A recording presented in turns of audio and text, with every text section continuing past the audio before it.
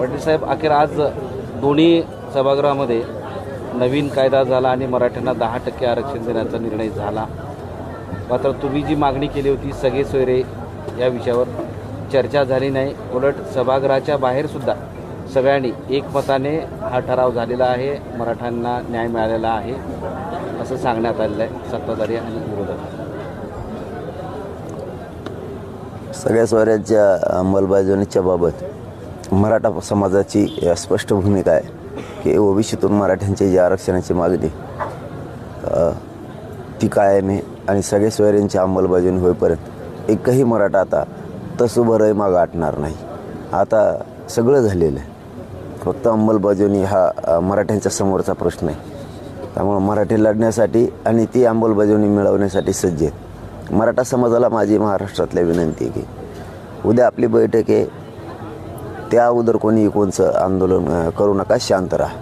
सगळ्यांनी शांततेनं घ्या, संयमानं आरक्षणाच्या आंदोलनाच्या बाबत सगळं संयमानं आणि शांततेनं करायचं. उद्या आपला समाज आणि आपण सगळेजण मिळून पुढची आंदोलनाची कायमची दिशा ठरवणार आहे, कायम आंदोलनाची दिशा. त्यामुळं आपण सगळे ठरवूया, कारण आपल्याला जिंकायचं आहे, आपल्याला हटायचं नाही आहे, आपल्याला जिंकायचं आहे. आपण आत्तापर्यंत जिंकलेलो आहेत. त्यामुळं मराठा समाजाला राज्यातल्या पूर्ण विनंती की उद्या 12 वाजता बैठक आहे. ज्यांना ज्यांना शक्य आहे त्यांनी उद्या बैठकीला यायचं आहे. परंतु माझं म्हणणं असं आहे की शक्यतो सगळ्यांनीच उद्याच्या बैठकीला अंतरवालीत या. लांबचे असतील तर रात्रीतून निघा, आज दमानं प्रवास करा आणि जवळच्यांनी म्हणजे उद्या 12 वाजेपर्यंत पोहोचलात आपण तुम्ही तरी आपल्याला बैठक सुरू करता येईल. फक्त आंदोलनाची दिशा ठरेपर्यंत एकाही मराठा बांधवांना कोणचंही रात्री किंवा असं काही आंदोलन करू नका. दिशा ठरल्याच्या नंतर आपण सगळेजण मिळून आंदोलन करू. कारण विषय आपला थोडा राहिला आहे फक्त अंमलबजावणीचा. ते जर एका हिसक्यात आपण घेणार आहे, त्याची काळजी करायची नाही. आरक्षण आणि सगळ्या सोयऱ्यांची अंमलबजावणी झाल्याशिवाय ओबीसीतून आपण 1 इंचही हटत नाहीत आणि आंदोलनही बंद होत नाही. त्याची काळजी करायची गरज नाही. हे कसं देत नाही त्याचं आपण बघू. फक्त उद्याची बैठक होईपर्यंत सगळे शांत राहा आणि सगळ्यांनी 12 वाजता बैठक केल्या. उद्या आंदोलनाची महाराष्ट्राच्या दिशा ठरवली जाणार. तुम्ही आंदोलनावर ठाम आहात, उद्या दिशा ठरवणार आहात. पण आज मुख्यमंत्र्यांनी गुलाल उधळलेला आहे आणि आज मराठ्यांसाठीचा दिवस हा सुवर्ण दिवस आहे आणि चांगला दिवस आहे असं मुख्यमंत्र्यांनी सांगितलं. ते 100-150 जणांना आरक्षण लागतं आहे, ते दिलं आहे मुख्यमंत्री साहेबांनी. त्याबद्दल आम्ही त्यांचं मोठ्या मनानं कौतुक पण केलं ना, स्वागत पण केलं. मुख्यमंत्री साहेबांनी आणि सरकारनं आरक्षण दिले त्याबद्दल त्यांचं कौतुक आहे असं बोललो सुद्धा ना आपण. परंतु आणखीन आनंद राहिला असता की तुम्ही याबरोबर सगळ्या सोयऱ्यांची जर अंमलबजावणी केली असती तर अख्खा महाराष्ट्र तिकडं गुलाल घेऊन पळाला असतं. आता त्यांना कोण करू देत नाही आहे की त्यांनाच काही अडचण आहे करण्यासाठी मुद्दाम. हे आता आंदोलन सुरू झाल्याशिवाय स्पष्ट होत नाही. जाऊ द्या, त्यांचं काय असं आम्हाला माहिती नाही.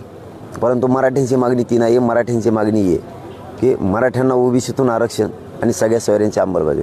कारण हे आरक्षण याच माझ्या गोरगरीब मराठ्यांनी दिलेलं आहे. कारण 150 जणांना लागतं आहे ते. त्यामुळं याच आंदोलनामुळं तो कायदा मागासवर्ग आयोग गठीत झालेला आहे आणि मराठा समाजाला ज्या 100-150 जणांना लागतं आहे, 2-3 मागणी होती त्यांच्यासाठी मिळालं आहे. पण त्याचबरोबर सगळ्या सोयऱ्यांना जास्तीचं महत्त्व देऊन त्याची अंमलबजावणी होईल अशा करोडो मराठ्यांना वाटलं होतं. मग मात्र गुलालात आणखीन मजा आली असती. आणि तो गुलाल काय असतो मग मात्र मुख्यमंत्री साहेबांनाही दिसला असता, त्यांच्याही डोक्यावर तो नक्की पडला असता. परंतु कोणाचा दबाव किंवा काय माहीत नाही आम्हाला. तुम्ही सगळ्या सोयऱ्यांचा विषय बाजूला ठेवला आणि जे आरक्षणाची आवश्यकता नाही, जे मराठ्यांना पोरांना ते धोकादायक तेच नेमकं दिलं गेलं. बघू, पण आम्ही मिळू. सरकारनं कसं देत नाही ते आम्ही बघू आणि अंमलबजावणी आम्ही मिळून दाखवू. सरकारच्या वतीने तुम्हाला आवाहनही करण्यात आलेलं आहे की मराठ्यांसाठी हा योग्य निर्णय घेतला आहे आणि त्यानंतर पुढच्या काळातसुद्धा चांगला निर्णय घेतला जाईल. सगळे सोयऱ्यांच्या संदर्भातलं सुद्धा मुख्यमंत्र्यांनी सांगितलं. त्यामुळं आंदोलन हाती घेऊ नये असं एक आवाहन केलेलं आहे. पर्याय नाही ना आम्हाला. गोरगरीब मराठ्यांना आंदोलनाशिवाय पर्याय नाही. श्रीमंत मराठ्यांनी 2-3 सांगितलं तर आधी विशेष अधिवेशनसुद्धा लागलं. कायदासुद्धा लगेच पारित पण झाला. खरं तर श्रीमंतांनी गरिबांना द्यायला पाहिजे होतं. तर हे आरक्षण 10% दिलेलं हे गोरगरीब मराठ्यांनीच दिलं आहे तुम्हाला. परंतु गोरगरिबांची जी मागणी होती ओबीसीतून ते आरक्षण मात्र तुम्ही दिलं नाही. आणि त्या सगळ्या सोयऱ्यांची अंमलबजावणी केली नाही. तुम्हाला नाराजीला सामोरं जावं लागणार, त्याला नाविलाजी. मी काय करू शकत नाही आहे, कारण आम्ही मराठे आमच्या न्यायासाठी लढतो आहे. आम्ही सुद्धा मराठेच आहेत. तुम्हाला आम्ही सगळ्या सोयऱ्यांची अंमलबजावणीच केलेले दाखवू. ते शिवसेनेचे प्रवक्ते भरत गोगावले असं म्हणाले की तुमची नाराजी दूर होईल आणि ते मान्य करावं लागेल की आजचा कायदा हे काही चुकीचं झालं नाही. मला असं वाटतं की जरांगे पाटील यांनी आता थांबावे, झाले तेवढे पुरे झाले असं गोगावले.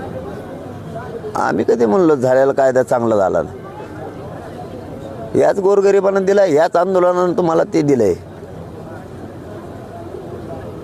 टास्क फोर्स गठीत झाला, मागासवर्ग आयोग गठीत झाला, आरक्षण मिळालं. आम्ही कधी नाही म्हणालो, आम्ही कधी स्वीकारलं नाही, ते स्वीकारलंच.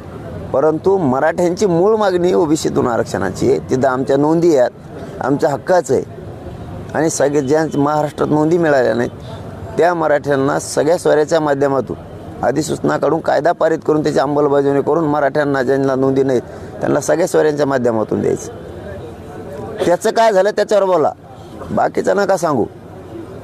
या सगळ्या तुमच्या भूमिकेवर छगन भुजबळ असं म्हणाले की हे मारुतीचं शेपूट आहे, वाढतच जाणार आहे आणि एक माणूस महाराष्ट्राला वेठीस धरतो आहे, त्याच्यावर कारवाई का होणार नाही. मग सगळं शेपूट घेतो का तुलाच? यंगरट त्याच्या सगळं वाटोळं करून ठेवलं. इतका विषारी विचाराचा समाजाला परवडणार नाही. हो, आम्ही बघतो सगळ्या सोयऱ्यांची मागणी कशी घ्यायची. त्याला तर काय एवढं डोकं असतं तर एवढं खराब वातावरण त्यांनी केलंच नसतं. राज्यात खराब वातावरण केलं आणि मोकळा झाला. तो कोणत्या पक्षात जाय त्या पक्षाचा कार्यक्रमच आहे यावेळेस. कोणत्याही जाय त्या पुऱ्या पक्षाचाच कार्यक्रम आहे यावेळेस. नितेश राणे असे त्यांना तुला जे पक्ष आहे तुझ्या पक्षात किंवा तुला घेते त्या पक्षाचा दिदाराच झाला म्हणायचा तो यामुळं बघतो होतोय का नाही. नितेश राणे असे म्हटले की मराठा आरक्षणासंदर्भात जो काही निर्णय घेतलेला आहे तो आम्हाला पटलेला आहे. 10% नोकरीत आणि शैक्षणिक आरक्षण आहे. हे आरक्षण कोर्टात देखील टिकेल. मनोज जरांगे यांनी देखील समजून घ्यावं की मराठा समाज या निर्णयाने आनंदी झालेला आहे. आपला आनंद तो व्यक्त करत आहे, जल्लोष करत आहे. त्यामुळे त्यांनी थोडी संयमाची भूमिका घ्यावी. हा, चला घ्या पुढं. माहिती आहे आम्हाला. भुजबळांनी एक वेगळी मागणी केली आहे. त्यांनी असं म्हटलंय की मराठा समाजाला, मराठा विद्यार्थ्यांना ज्या सवलती मिळत आहेत, जे काही मिळत आहे ते आता ओबीसी विद्यार्थ्यांना पण मिळावं, ही मी उलट मागणी करतोय असं भुजबळ म्हणाले आजच्या पत्रकार परिषदेमध्ये. काय म्हणला? मराठा विद्यार्थ्यांना आत्ताच्या सवलती किंवा ज्या काही लाभ मिळतोय ज्या काही गोष्टींचा त्या आता ओबीसी विद्यार्थ्यांना मिळाव्यात अशी उलट मागणी त्यांनी केली. ते बधीर झालेलं आहे पहिलेच. त्याला फक्त खावा लागतं वाटतं. कुंकुण वरबडितो, पोटच भरत नाही त्याचं. केंद्रापर्यंत खातो एकटाच. अर्ध्या ओबीसीचं सर्वसामान्य खालच्या जातीचं तोच खातो. आता बोलता बोलता धनगर आरक्षणाचा कार्यक्रम करून टाकला. आता आणखीन ओबीसीचं घे, म्हणजे सगळं उडालं पाहिजे. आम्हाला जे येते त्याला पाहिजे. आणि त्याला जवळ होतं त्यावर आम्ही तसलं हट्ट नाही केला की त्याला जे येते आम्हाला पाहिजे. एकदम गेलेलं आहे ते. मी तर म्हणतो तुम्हाला त्याचे प्रश्नच घेत जाऊ नका. आता त्याला यादीतूनच काढून टाका. या ते प्युअर कामातून गेलेले आहे. पाटील, तुम्हाला सरकारने चुकीची भूल केली आहे का? आता ते म्हणायला ते सत्यसुद्धा आहे. जर अधिसूचना तुम्ही काढता आणि चर्चाच तुम्ही घडवून आणत नाहीत त्याचा अर्थ दुसरा होतच नाही. परंतु आम्ही समर्थ आहेत. आम्ही सज्ज झालेलो आहेत 2-3 दिवसापासून. आम्ही आंदोलन आता न्यायासाठी सुरू करतोय. भुजबळ म्हणालेत की माझ्यावर हल्ला झाला तर जरांगेंना अटक करा. तो हल्ला काल राहिलं काय, मरेल सगळ्या दुनियाचं. तुला चालता येणार, तुला मारून काय करतो. तोवर हल्ला व्हायला आणि त्याला आणि तोवर हल्ला करणार असं एक मराठा नाही. तोवर हल्ला करून कायला गाण खराब हात करून घेणं. तो अजून काय हल्ला करायला बरगाड मोडून गेलं सगळ्या दुनियाचं. तो असं टपकणार आहे सापवापच वर जशी. असं टेन्शन घेऊन घरात बसल्या बसल्याच कागद खाशीन 2-4. तूच वरच्या गेलेला माहीत नाही व्हायचं. टेन्शनातच नुसते. तुला कोण मारीन काय आला? सगळ्या दुनियाचं व्हायला गेलेलं तुला कायला मारीन कोण? जेव जातीवाद करतो त्याच्या मनात हमेशा पाप आहे आणि विषारी विचार आहेत. याला कोण मारतं वाचल्याला? त्याला काय विचारी? त्याला आणखीन एखादी केस मागे घ्यायची असं म्हणून धनगर बांधवांचा आणि वंजारी बांधवाचा उपयोग करून घेतला मोठ्या वर्गाचा. केसेस 2-3 मागे घेतल्या. आता हे असलं बोंबलून मरण म्हणून आणखीन 2-3 घेशीन. याला सवयची ती पहिल्यापासून दुसऱ्याचा वापर करून स्वस्वार्थ साधायचा आणि राजकारण आपलं साधून घ्यायचं, कारण तो राजकारणी आहे. या आजच्या कायद्याच्या अनुषंगानं दोन्ही बाजूनं सांगितलं तर एक तर हा कायदा टिकेल आणि दुसरे काही जण असं म्हणतात की हा टिकणारच नाही. तर कायदेतज्ञ बापट सरांनी असं सांगितलेलं आहे की हा सुप्रीम कोर्टात टिकणार नाही आणि तुम्ही जी मागणी करताय तीच योग्य आहे. नाही, आता त्यात भानगडीतच नाही पडायचं. ते टिकून येतं नाही टिकू दिलं याचं स्वागत केलं आम्ही. दिलं आहे ना सरकारनं, चला ते स्वागत केलं. परंतु आम्ही केलेलं, मराठ्यांनी केलेलं मागणीचं काय? 2-3 जणांनी मागणी केली, ती झालं दिलं. चला याच आंदोलनाने दिलं, याच गोरगरीब मराठ्यांनी त्यांना दिलं. पण मूळ करोडो मराठ्यांची जी मागणी सगळ्या सोयऱ्याची अंमलबजावणीची ओबीसीतून आरक्षण, याचं काय झालं ते सांगा. बाकीचं सांगत नका बसू मला बडबड उगा. आता तुमची बडबड ऐकली 6 महिन्यांनी. तर दुसरं बाळासाहेब सराट किती 60-70 वर्ष घेतो का वेळ? वेळ लागन घेतला ना 6 महिने. आता आंदोलनच आम्ही करतो बरोबर. आता नाही, त्या पहिला जसं बापट सर म्हणाले, तर दुसरीकडे सराटे असं म्हणाले की आता कोणीही या कायद्याला आव्हान देऊ शकत नाही. जर दिले की BC वर्ग ठरवलेला आहे आणि हा वर्ग घटनात्मक आरक्षणास पात्र असला एकमेव वर्ग आहे असा त्यांचा दावा आहे. एवढं आव्हान जरी दिलं तर OBC VJNT SBC आरक्षणच रद्द होईल असं त्यांचा दावा आहे. ते का ते जे होईल अभ्यासकांचा अभ्यास वेगळा असतो. आमचा अभ्यास सगळ्या सोयऱ्यांच्या अंमलबजावणीकडे OBC आरक्षणात. ते जे होईल ते होईल. आता ते दिलेल्यांचं जे होईल ते होईल. टिकलं समाज घेतोय, ज्याला घ्यायचं ते 100-50 जण आहे त्यांना, ज्याला नाही घ्यायची का जोर जबरदस्ती नाही. करोडो मराठ्यांची मागणी OBCतून आरक्षण आणि त्याच्यावर ठामेत उद्याच्याला याच्यावर निर्णय होणार आहे फायनल. पाटील साहेब, भुजबळ असे म्हणतात की जर मराठा समाज OBC आरक्षणात आला तर त्याच्यामध्ये ऑलरेडी अनेक जाती आहेत, तर मग इतर जातींना काहीच मिळणार नाही आणि सगळं एका मोठ्या समाजाला सगळ्या आरक्षणाचा लाभ मिळेल. तुला कितीही दिलं तरी पुरतच नाही. ते आले की ते नाही, ते आले की ते नाही. तो कोणालाच खाऊन द्या ना, तो एकटाच खातो सगळ्या दुनियाचं. यादी जर काढली आरक्षणाची दिल्यापासूनची तर सगळं तूच खाल्लेलं आहे. बाकीच्यांना तू 5% सुद्धा खाऊ दिलं नाही त्यापैकी. तू शिकूच नको लोकाला. आता तुझ्या OBC बांधवा सुद्धा माहीत झाले तू किती कलाकार आहे. तुला फक्त ती एक विदूषकाची टोपी घालायला पाहिजे, नाकाला 2-3 काळे टिपके लावले पाहिजे. तो आहे पाटील साहेब, एकीकडे तुमचं आंदोलन, तुमच्या मागण्या सरकारला माहिती आहेत, आपण प्रेस कॉन्फरन्सच्या माध्यमातून त्यांच्यापर्यंत पोहोचवत आहे. दुसरीकडे कायदा झाल्यानंतर आता ठिकठिकाणी सरकारच्याच काही नेत्यांकडनं, कार्यकर्त्यांकडनं सेलिब्रेशन केलं जातं, गुलाल उधळला जातोय. कसं बघता तुम्ही या सगळ्या 2 गोष्टींकडे? नाही, आता ते उधळणारच ना. बघा, त्याच्यावर आमचं म्हणणंच नाही. आमचं म्हणणं आहे सगळ्या सोयऱ्यांच्या अंमलबजावणीचं काय ते का आज विषय नाही घेतला, कारण आंदोलन त्यासाठी 6 महिन्यापासून सुरू. तुम्हाला बाकीचं काय करायचं आहे करा, त्याच्याशी काय देणं घेणं नाही आम्हाला. आम्हाला माहिती आहे तुम्ही ते कशासाठी दिले. राजकारण डोळ्यासमोर ठेवून दिलंय का निवडणुका डोळ्यासमोर ठेवून दिले. पण करोडो मराठ्यांना ते पसंतच नाही आहे. तुम्ही कुठे 100-150 जण उड्या हाणता. ह्याच्याबद्दल सगळे सोयऱ्यांच्या संदर्भात आंदोलनाच्या पलीकडे जाऊन टाईम बॉन्ड चर्चा सरकारशी केली तर त्यासाठी तुम्ही तयार आहात का? जर सरकारनं तसा प्रस्ताव दिला किंवा तुम्ही तसं सरकारला प्रस्ताव देत आहेत का? कोण म्हणलं? नाही, आमचा नाही, आता आमचं दादा उद्या सगळं ठरणार. आज उपयोग नाही. उद्या समाजासमोर सगळं ठरणार. आंदोलन कसं काय करायचंय, किती तारखेपासून सुरू करायचंय, याच्यावर उद्या फायनल शिक्कामोर्तब होणार आणि दणका सुरू. नाही, मागच्या वेळेस जसं तुम्ही बीडच्या सभेनंतर, एल्गार सभेनंतर सांगितलं होतं की सरकारला काही अवधी दिला होता, तसं आणखी काही तुमच्या डोक्यात आहे का, विचार आहे का किंवा अवधी? नाही ना, अवधी नाही द्यावा आणि हा विषय तातडीनं मार्गी सरकारने. अरे डोळ्या देखता अधिवेशन होऊन गेलं ना, आता कसल्याचा अवधीन फौदी यांना घेतील वाटलं होतं. समाजाच्या बाजूने असेल, अधिवेशन हे समाजाच्या न्यायासाठी असतं, समाजाला हक्क मिळावा म्हणून असतं, समाजाचा फायदा झाला पाहिजे, जनतेचा फायदा झाला पाहिजे, याच्यासाठी अधिवेशन असतं. विशेष अधिवेशन बोलवता आणि एक बाजू घेऊन 30 दामटीता, तुमचंच घोडं दामटीता आणि मोकळा झालात. अशानं कुठं राज्यातली जनता सांभाळायला निघालेलं सिद्ध करताय का अशानं? नाही, पण महाराष्ट्राच्या प्रत्येक मतदारसंघाचं म्हणजे सगळ्या 12 महाराष्ट्राचं नेतृत्व करणारे लोक तिथे येऊन हा निर्णय एकत्रितपणे केलेला आहे, एकमतानं केलेला आहे आणि तुम्ही मात्र त्या सगळ्यांच्या विरोधात एकच आपली भूमिका मांडताय.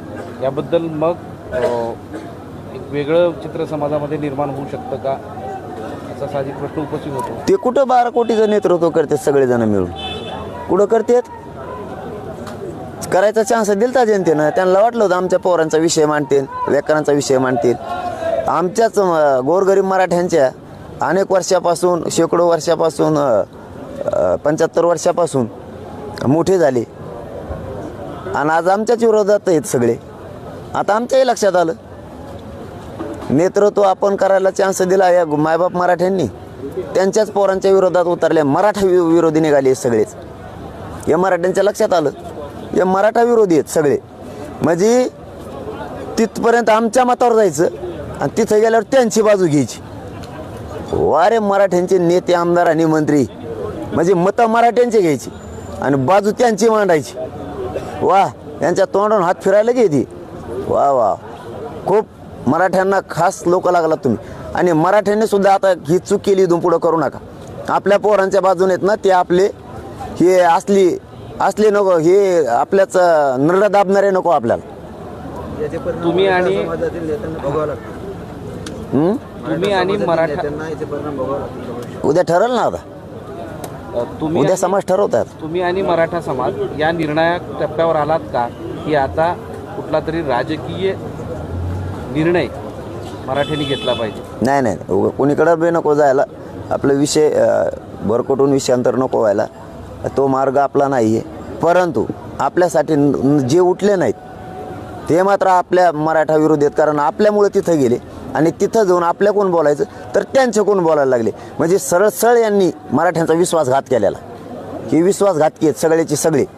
यांनी विश्वासघात केला, मोठे आपल्या मतावर झाले, तिथं गेले आणि तिथं गेल्यावर आपल्याला वाटलं होतं आपल्या बाजून बोलतील तर तिकडून बोलले. मग हे आपले कसे? यांना आपल्या दारात उभा करायचं कसं? यांना आपल्या घरात घ्यायचं कशामुळं? आपल्या पोरांना औषध यांनी पाजलं पाहिजे म्हणून घरात घ्यायचं का यांना? पिढ्यांना पार हे मोठे होऊन बसले आणि आज आपल्या लेकरं मोठे होतील त्या बाजूनं बोलायचं तर तिथं आपल्या बाजून न बोलता त्यांच्याकडून बोलायला लागले की आम्हाला त्यांची गरज आहे आणि मराठ्यांची गरज नाही. आणि मराठ्याच्या मताच्या जीवावर मोठे झाले कसं काय मग तुम्ही? आता उद्या महाराष्ट्रातल्या मराठा समाजाचे ज्यांना शक्य ते येणार आहेत. उद्या 12 वाजता बैठक आहे. उद्या ठरवतो आता आम्ही आंदोलन काय करायचं आणि कसं करायचं.